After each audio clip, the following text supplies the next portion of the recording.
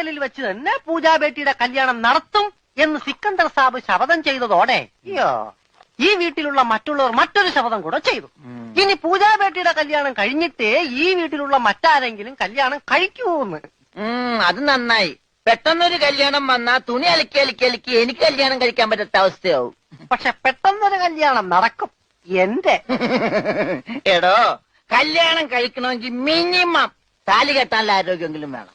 Minimum ഒരു പെണ്ണിനെയൊക്കെ താലി കെട്ടാനുള്ള ആരോഗ്യം ഈ ശരീരത്തിനുണ്ടോ? ഇല്ലെങ്കിൽ അവൾ എന്നെ പ്രേമിക്കോ?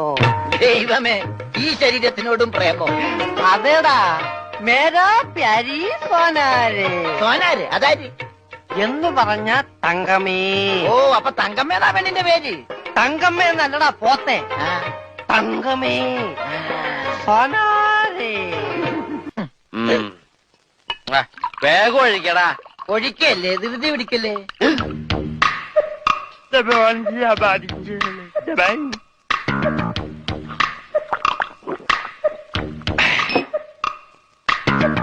എവിടെയോ എന്തോ ഒരു തകരാറ് പോലെ. തോണ്ടി നാക്കിന്റെ മർമ്മത്ത് തേക്ക്. അയ്യ, എന്തൊരു എഴുതത്? ഇത്തിരി സോഡ കൂടി. ആ ഒഴി ഒഴി ഒഴി. എന്റെ അച്ഛന്റെ അച്ചാറ്.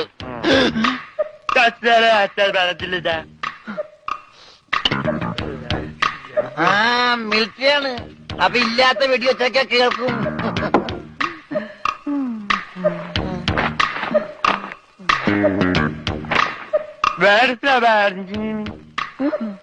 എന്നാ പിന്നെ കിടന്നുറങ്ങിക്കൂടാ.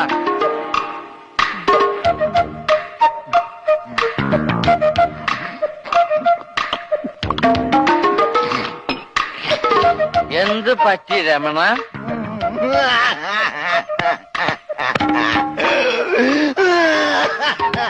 അയ്യോ പാവം. പോട്ടെ പോട്ടെ. അങ്ങനെ അവന്റെ മെയിൻ സ്വിച്ചും പോയി. എന്താ ഇവിടെ ഒരു ബഹളം? ഒച്ച വെക്കണ പാട്ടി. നമുക്ക് സംസാരിക്കാം. എനിക്ക് സംസാരിക്കാൻ ഇവിടെ ആരുമില്ലാതായി. ആരുമില്ലാതെ ഇവിടെ എനിക്ക്